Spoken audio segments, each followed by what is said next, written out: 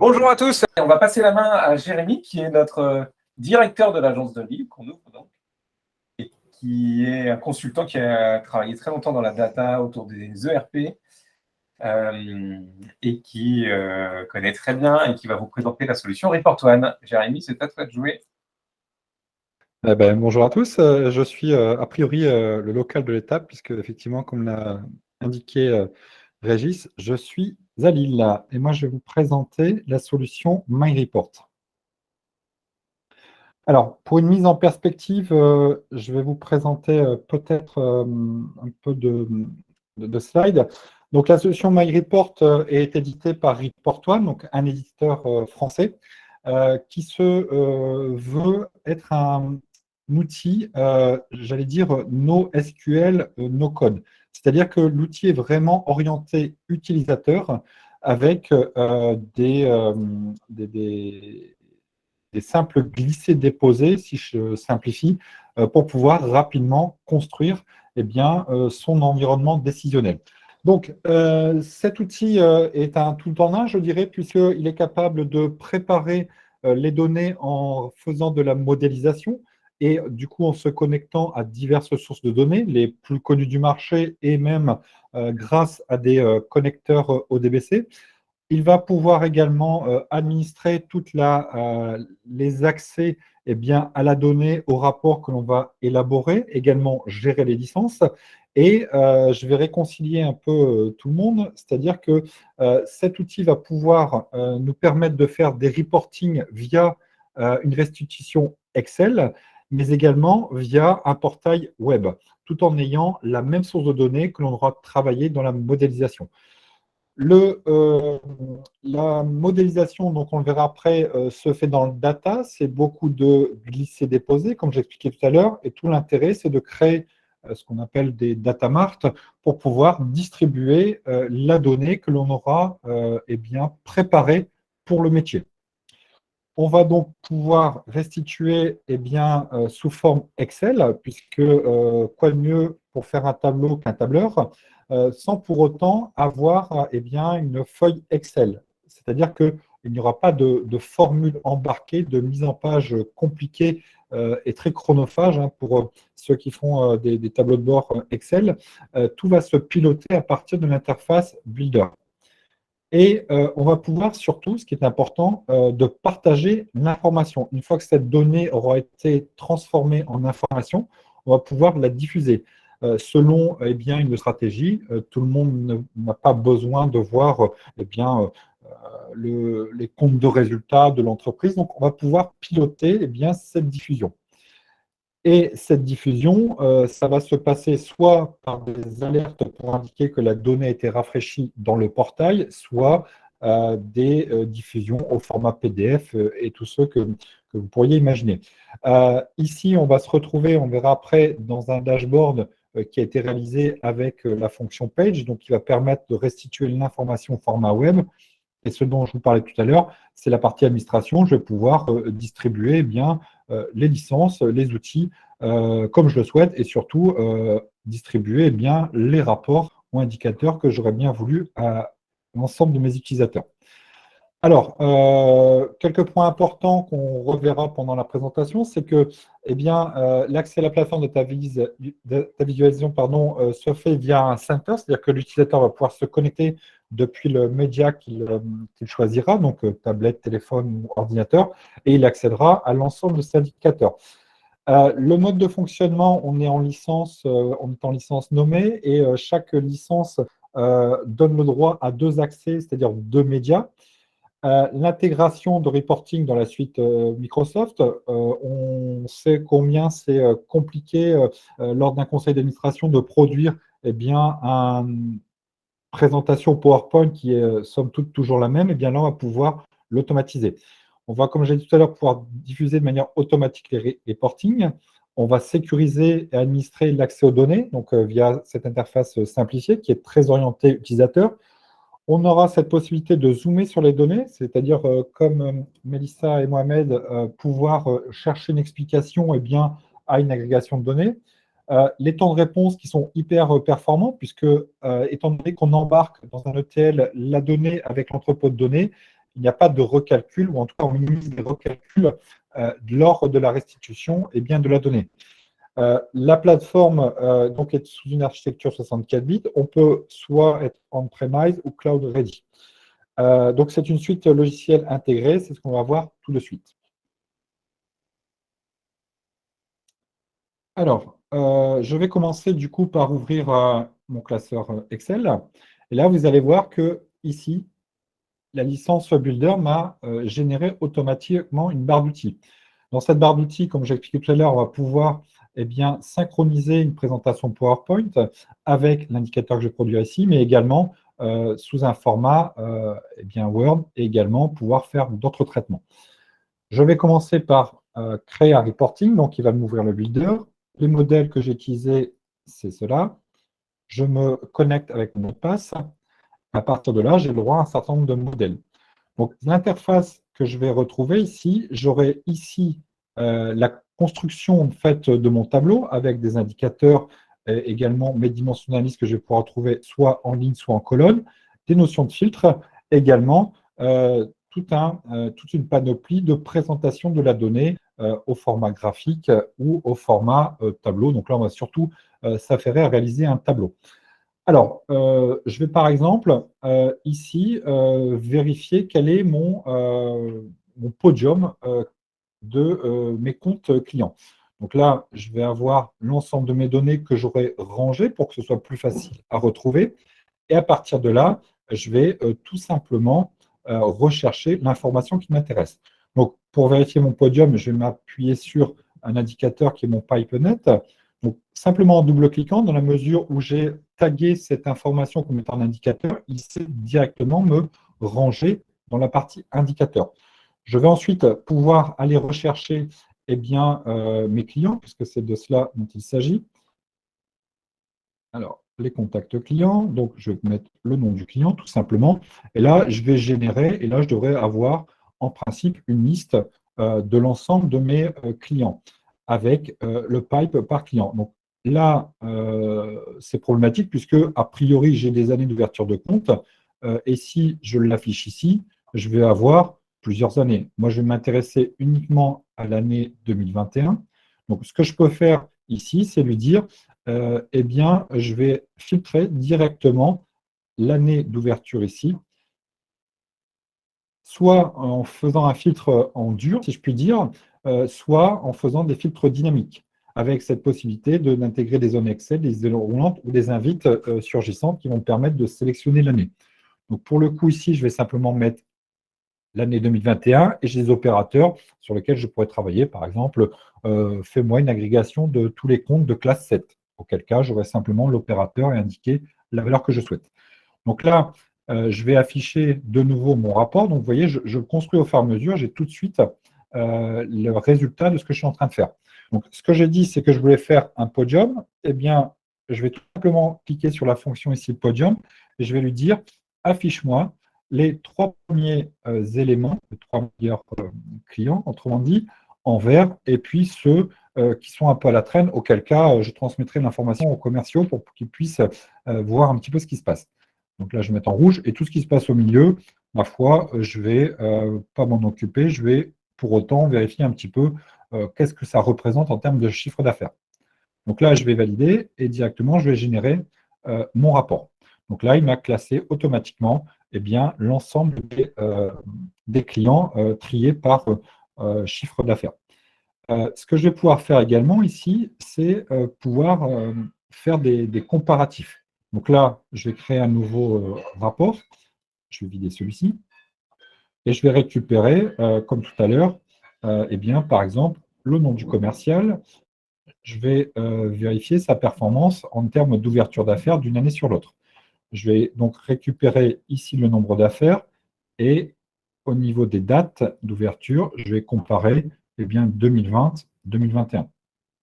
OK, je vais lui mettre ici l'année en colonne, je vais générer. Donc à côté, il m'a fait un rapport effectivement avec le nombre d'affaires ouvertes entre sur les 2020-2021 avec un nombre total.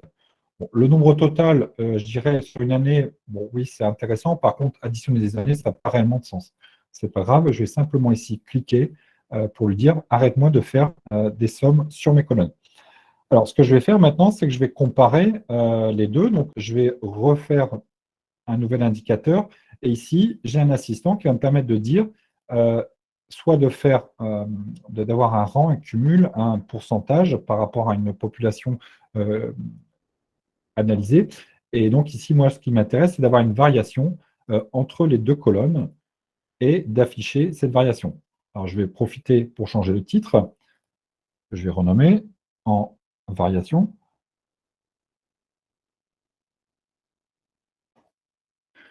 Et je vais lui dire, je n'ai pas besoin de deux, mais un seul suffira. Et en nombre d'affaires, c'est parfait. Donc là, je vais générer mon rapport et automatiquement, il m'a mesuré la variation.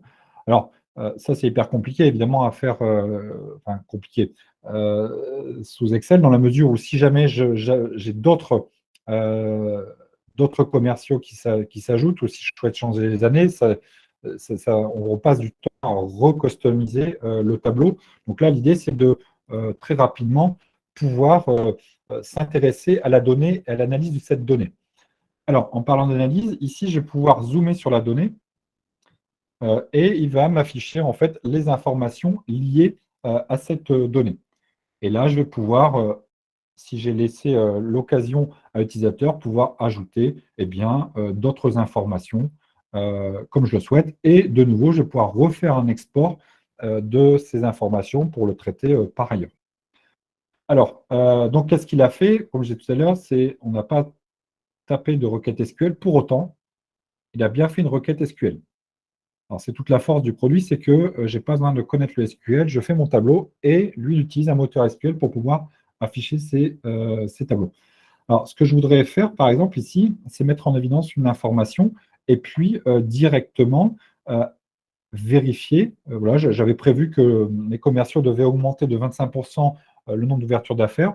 Là, je le vois très bien parce que je n'ai pas beaucoup. Mais pour autant, si j'ai beaucoup de données, je vais pouvoir mettre en place des systèmes d'alerte. Alors, pour mettre les systèmes d'alerte, c'est très simple. Je vais ici tout simplement, par un clic droit, mettre alerte, ajouter une alerte et lui dire si c'est inférieur à, du coup, en coefficient 0,25, et bien dans ce cas, je le mets en rouge. Là, je vais générer tout simplement mon rapport. Ce que je vais pouvoir faire également, c'est avoir une liste. Par exemple, ici, je vais être, j'allais dire, paresseux. Je vais récupérer ma requête. En fin de compte, ici, dans le commentaire, il y a le paramétrage de ma requête. Je vais la récupérer ici pour pouvoir retravailler cette requête. Il me propose de la récupérer. Oui, je suis d'accord. Et donc là, je vais cette fois-ci donc laisser 2021 et je vais retirer mon podium. Voilà, j'en ai plus besoin. Donc normalement, je devrais revenir à une liste, comme tout à l'heure, de clients avec un chiffre d'affaires sur l'année 2021.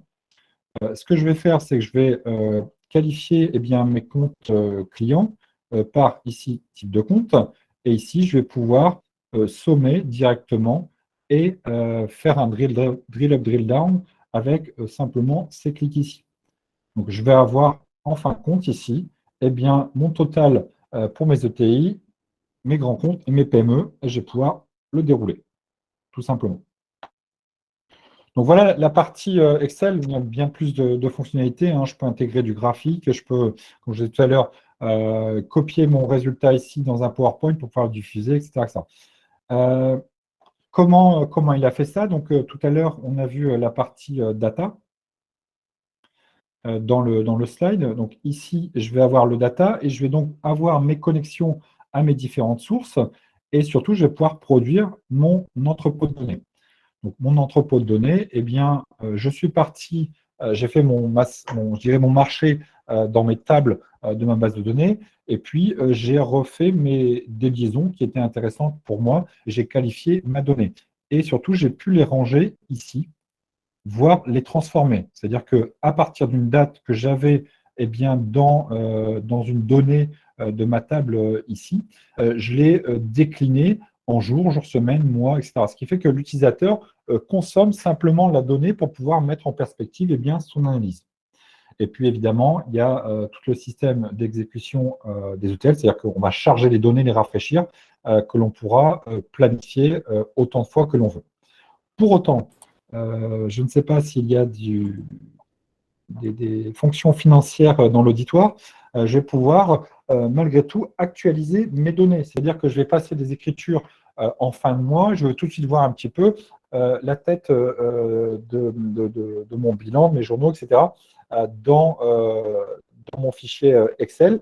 Eh bien, je ne vais pas attendre que l'ETL a mis à jour mes données, je vais pouvoir actualiser directement mes données avec cette fonction ici. Je passe maintenant à la fonction page qui va permettre cette fois-ci de restituer l'information directement sur un portail web. Hop. Et donc, on est un peu dans la même philosophie, c'est-à-dire que là, je vais avoir mes tableaux de bord. Donc, je vais en créer un avec vous. Donc, je crée un nouveau tableau de bord que je vais appeler démo original. Et à partir de là, je vais avoir ma page qui va être découpée en colonnes et en lignes pour pouvoir positionner mes indicateurs. Alors pourquoi on a fait comme ça? C'est pour avoir une restitution responsive. Vous verrez tout à l'heure, quand je vais retravailler ma taille d'écran comme si j'étais sur un téléphone ou une tablette, il va, de manière intelligente, repositionner mes indicateurs. Donc là, je vais simplement renommer ma page pour que ça veuille dire quelque chose. Suivi à faire. Et là, je vais regarder un petit peu ici. Je vais mettre positionner un rapport parmi ceux que je trouvais ici. Donc là, je vais commencer par un KPI et je vais lui dire, donne-moi le nombre d'affaires que j'ai ouvert. Donc là, je vais tout simplement ici valider et je vais faire un aperçu, voir un petit peu qu'est-ce que mon utilisateur va pouvoir visualiser quand il aura l'application entre les mains. Donc 900. Donc je me souviens que, comme je connais mon jeu de données, que les 900 qui ont été annoncés ici, c'est un ensemble consolidé sur toutes les années que je vais avoir. Donc ce que je vais faire, je vais ajouter tout simplement ici une condition. Et cette condition, je vais la chercher, c'est la date d'ouverture. Alors, nom de la condition, je vais l'appeler année tout simplement. Je vais ne pas permettre la valeur vide. Je vais forcer l'utilisateur. Je ne vais pas activer la recherche. Voilà. Comme ça, je pilote un petit peu sa saisie. Donc, par défaut, 2021. Alors, je ne sais pas si vous avez vu, quand je fais une erreur, en tout cas, quand il manque un paramètre, il me l'annonce ici clairement. Et là, il me dit, voilà, la valeur par défaut doit être renseignée. Oui, parce que j'ai forcé l'utilisateur à sélectionner une valeur. Du coup, à l'ouverture, il ne sait pas laquelle il va devoir sélectionner. Donc, casse la tienne, je mets la valeur. Et là, ce que je vais faire ici, je vais lui dire, je vais filtrer par rapport à la liste déroulante, puisque c'est ce que je veux. Je veux que cet indicateur-là soit conditionné par mon année. Donc, si je me fais en aperçu, effectivement, j'ai du coup moins d'informations, et là, il affiche bien les valeurs. Alors, ce que je vais pouvoir faire à côté, tu arrives à la fin de ton tableau de bord assez rapidement. Ok, d'accord. Alors, je vais vous faire ici un tableau de bord. Un petit graphique, effectivement. Je vais lui dire, mets-moi mois par mois, libellé par mois, ici. Et je vais lui dire mon pipe net, et en plus, je vais l'attacher à l'année. Hop, je valide. Je vais voir après un résultat complet. Donc là, c'est moche, parce qu'en fait, lui, il m'a trié par ordre alphabétique, et en plus, les mois où j'ai rien fait, il ne me l'a pas indiqué. Eh bien, c'est pas grave. Très rapidement, ici, je vais pouvoir utiliser un tri que je vais moi-même personnaliser. Alors, habituellement, je l'aurais fait directement dans le data pour ne pas le faire. Hein. Donc, je vais actualiser. Hop, hop, hop. Alors, janvier, c'est le premier mois.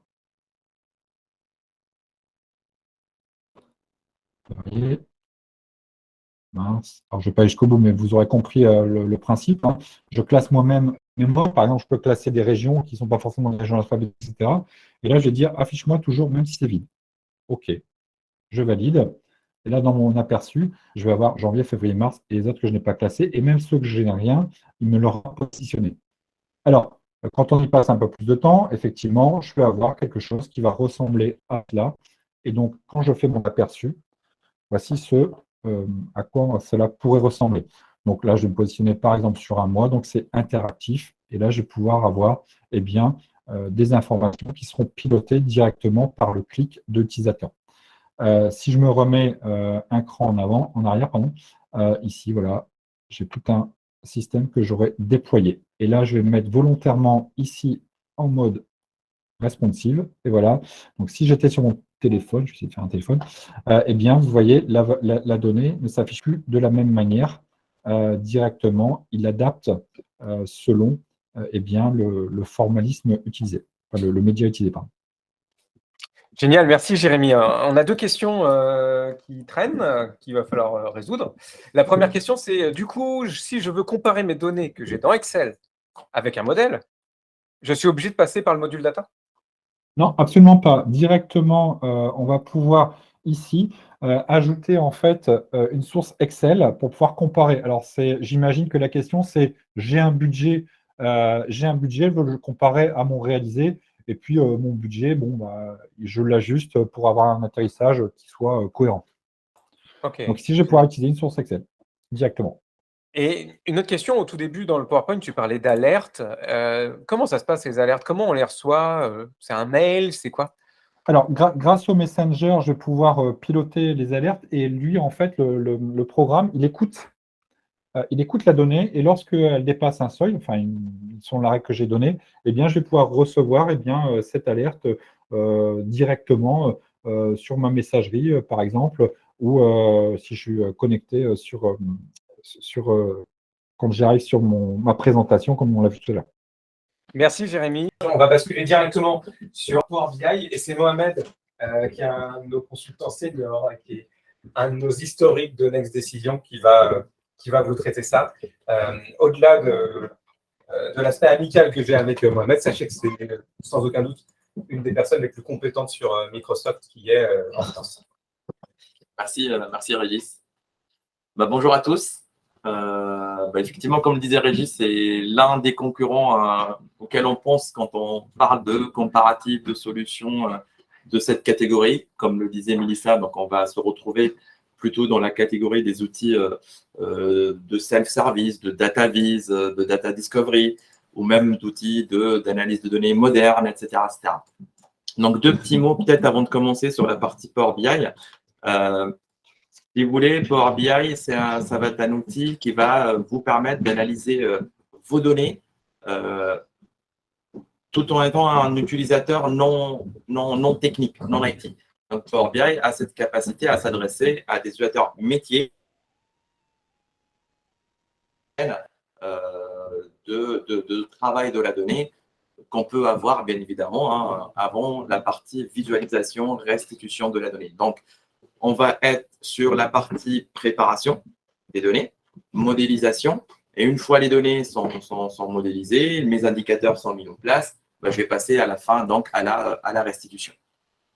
Pour illustrer tout ça, je vais vous proposer d'aller directement sur une démo. Alors, donc Power BI est né dans le cloud, pour la petite histoire. Il est dans le cloud, donc on va y accéder depuis le portail mis à votre disposition, app.powerbi.com.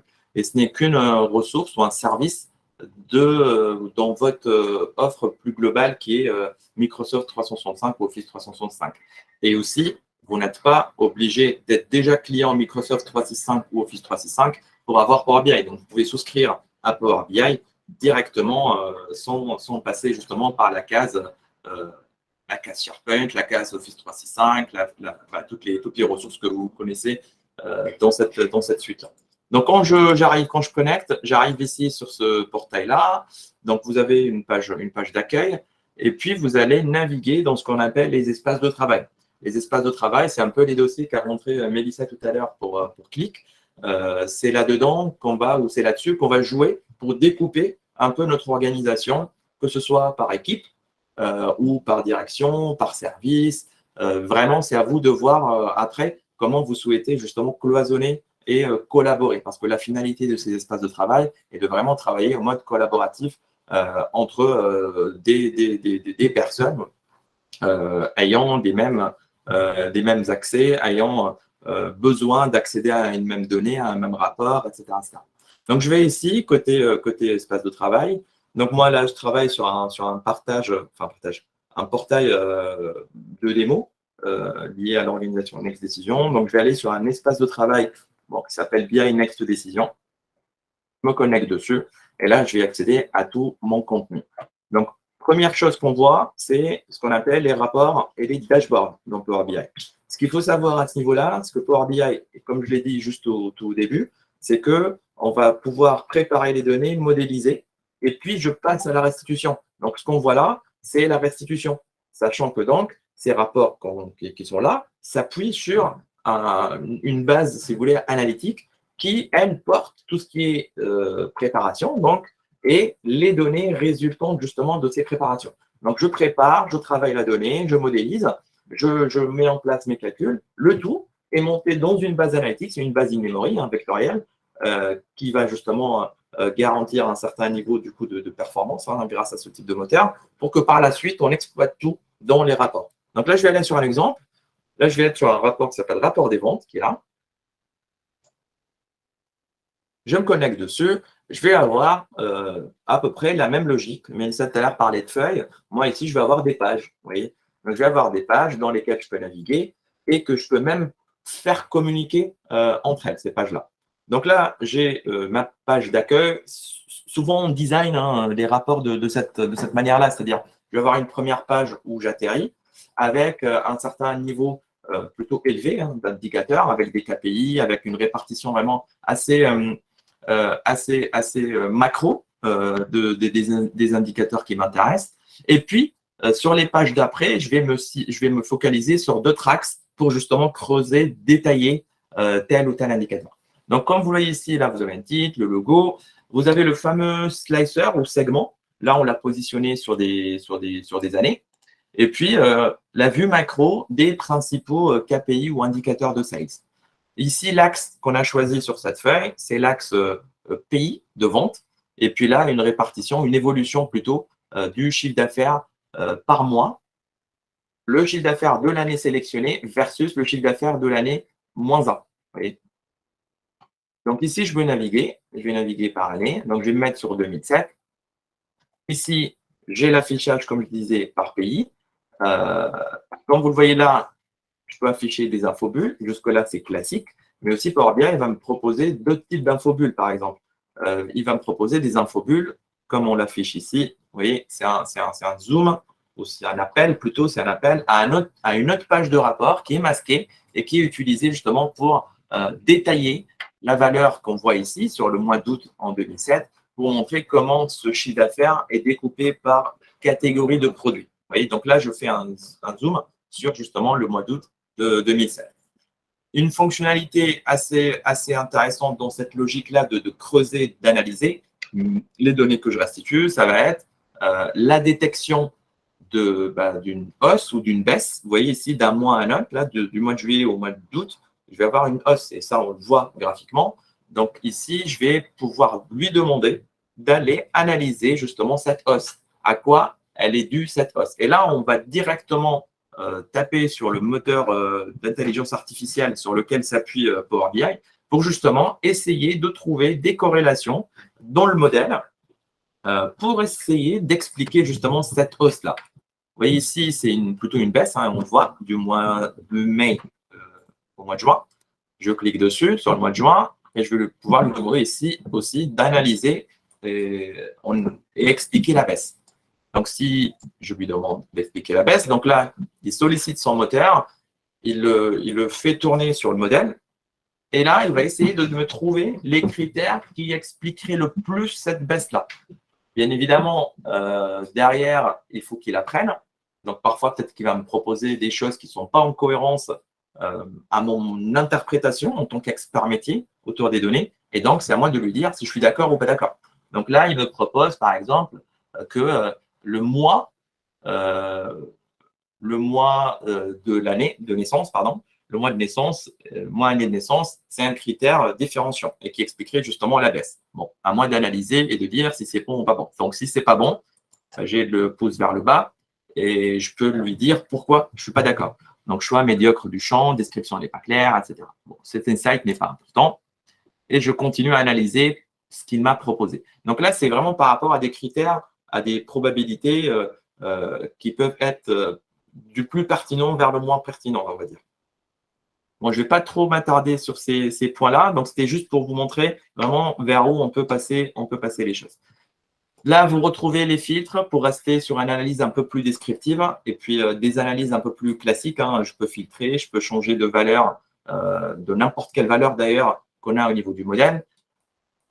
En plus, justement, d'avoir l'aspect interactif, un peu comme vous l'avez vu sur ClickSense tout à l'heure. Hein. On clique sur les États-Unis, bah, j'ai toute la page ou tout le rapport, si je le souhaite, qui se met à jour. Je change de fil, je vais sur le Canada. Vous voyez, je suis en mode tout le temps analyse, essayer de trouver vraiment des explications, essayer de trouver des insights, des corrélations, des dépendances, etc. pour répondre bien évidemment à une question bien précise. Bien évidemment, quand on passe par exemple d'outils de reporting un peu plus traditionnels ou de façon de faire du reporting un peu plus traditionnel, c'est-à-dire des tableaux, souvent quand on arrive avec cette approche ou cette façon d'analyser, de restituer, ça risque de faire un petit peu peur parce que tout simplement, on n'a pas l'habitude. Donc, il y a un petit peu de change à prévoir là-dessus, à gérer et à prévoir.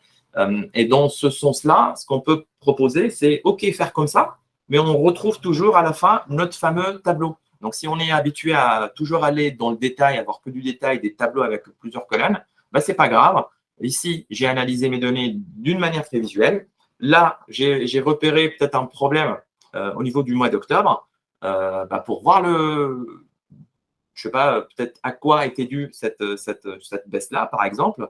Si je veux aller vraiment dans le détail des factures, là, on parle de chiffre d'affaires. Donc, on va aller sur les factures, justement, qui ont été agrégées à ce niveau-là pour restituer la valeur que vous voyez ici au niveau du graphe. Donc là, je vais pouvoir extraire. Et là, c'est tout simplement un lien vers la page que vous voyez ici, qui s'appelle détail des commandes, vers laquelle on va envoyer les filtres de contexte et les envoyer donc à ce niveau-là, sur cette page-là, pour que ces filtres soient pris en compte.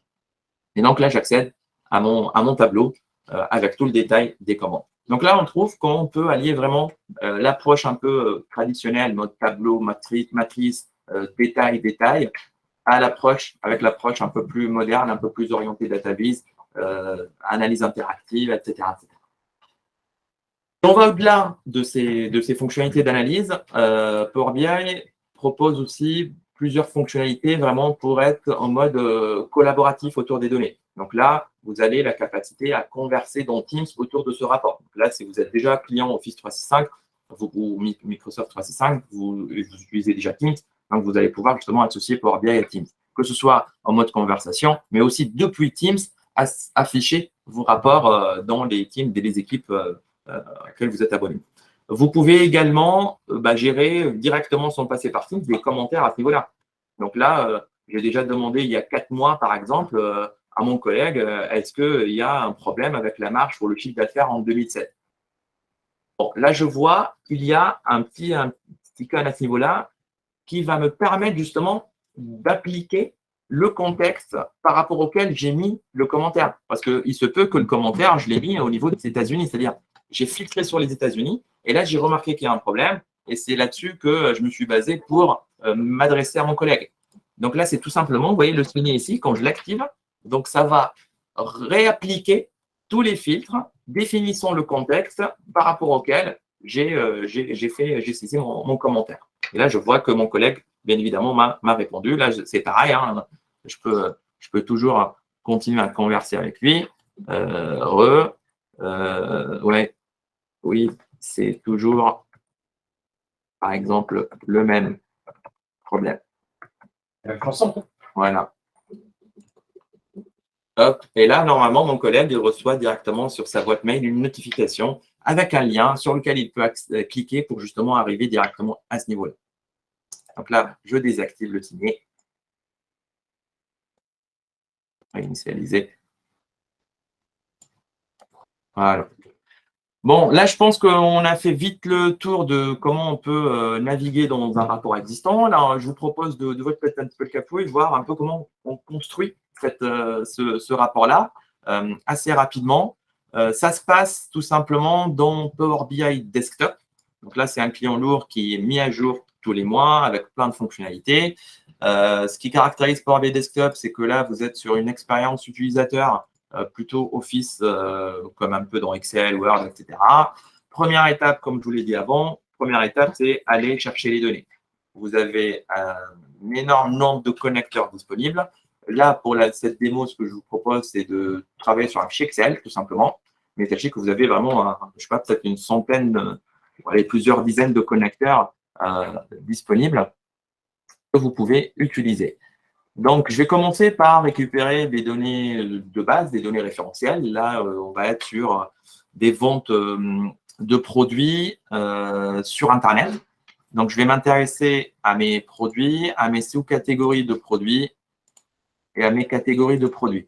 Je vais prendre aussi mes clients et également mes zones géographiques auxquelles, par exemple, appartiennent mes clients. Et je les charge. Et je ne sais pas si vous vous rappelez, je vous ai dit que Power BI va utiliser une base analytique in-memory sur laquelle il va s'appuyer justement pour faire toutes les analyses que vous allez pouvoir restituer par la suite dans la couche de présentation. Donc, dans le desktop, je vais avoir ici la partie restitution en attendant qu'il charge. Vous voyez le petit onglet ici, histogramme, pour dire qu'on est dans l'interface qui sert à créer les rapports, la partie visuelle. Mais ça, c'est la fin, c'est la dernière étape. Première étape, c'est d'aller modéliser mes données que je viens de charger.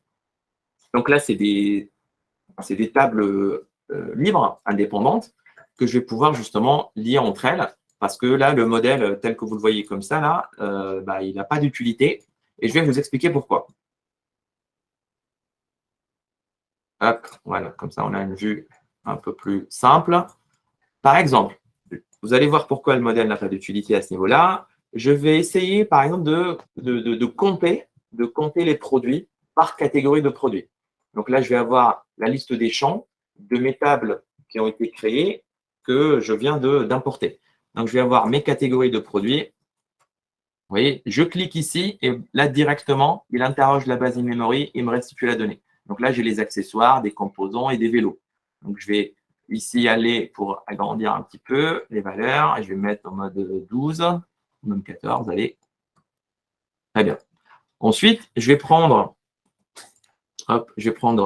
les produits. Et là, vous avez le code produit que je vais afficher. Hop, voilà.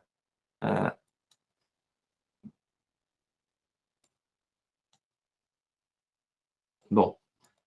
Ça ne marche pas, justement. Et ça, c'est le problème de la modélisation que ça n'a pas marché. C'est à cause du problème de la modélisation que ça n'a pas marché. Tout simplement parce que c'est ce qu'il nous a dit dans la proposition, c'est qu'il ne trouve pas de lien, en fait. Là, on essaie d'analyser des données de cette table avec des données de cette table-là. Et là, il ne trouve pas de lien. Donc là, pour que ça marche, il faut vraiment modéliser correctement et faire le lien entre vos produits. Donc là, je vais avoir les sous-catégories liées avec les sous-catégories. Vous voyez, là, il me crée un lien. Et ensuite, les sous-catégories qui sont liées avec des catégories. Et là, il me rajoute aussi un autre lien. Vous voyez, donc là, je vais avoir une relation plutôt en cascade entre les différentes entités. Je retourne ici et là, j'ai mon affichage qui s'est bien passé. Donc là, vous voyez qu'il n'y a pas de rattachement ici. Il y a des problèmes de qualité de données. Très bien, pas de souci. Et là, je vois le rattachement. Pour l'instant, il me liste tout. Mais moi, ce que je veux, c'est compter les produits par catégorie. Donc là, vous voyez, quand je vais sur l'objet visuel qui est la table, je vais ici. Et là, par défaut, il ne résume pas, il n'agrège pas. Donc là, je vais le forcer à compter donc, les produits. Donc là, il va me restituer tout simplement les nombres de produits par catégorie. Tout ça, je peux bien évidemment l'expliciter sous forme de ce qu'on appelle des mesures et des indicateurs pour que je puisse justement les utiliser directement et ne pas passer par cette étape. Bien évidemment, je peux basculer après en mode graphique, en mode anneau, en mode ici carte de chaleur, etc. etc. Tu es en train de nous dire que les composants graphiques sont illimités en fait. La force en fait de Power BI, clairement, ça ne va pas être la data vise. Ça va être plutôt la préparation et la modélisation. Donc, si on est vraiment très orienté data vise, c'est ce qu'on cherche. On peut vraiment être dans la partie analyse data vise. Ouais. Je pense qu'on peut avoir mieux sur d'autres solutions. Est-ce que tu voulais montrer d'autres choses? Il te reste 2 minutes, mais j'ai une question pour toi déjà. Vas-y. La question, elle est simple en fait. Puisqu'on est dans le monde Microsoft, si on a Office, est-ce qu'on a Power BI? Ah bah non, c'est pas systématique, c'est pas si systématique que ça. Ça veut dire, si on a Office, ça va être plus simple peut-être d'avoir Power BI d'un point de vue conduite de changement, intégration de Power BI dans la chaîne Office, etc. Mais côté licence, je ne sais pas la question si tu fais référence aussi aux licences. Les licences, ce n'est pas non plus inclus dans Office. Donc, on peut avoir des licences Office qui incluent justement Power BI. Je pense par exemple aux licences E5 qui sont les licences les plus haut niveau côté Office 365, Microsoft 365. Mais par contre, non, ce n'est pas évident que vous avez les licences dedans. On va te remercier, Mohamed, pour cette démonstration et cet échange plutôt pertinent.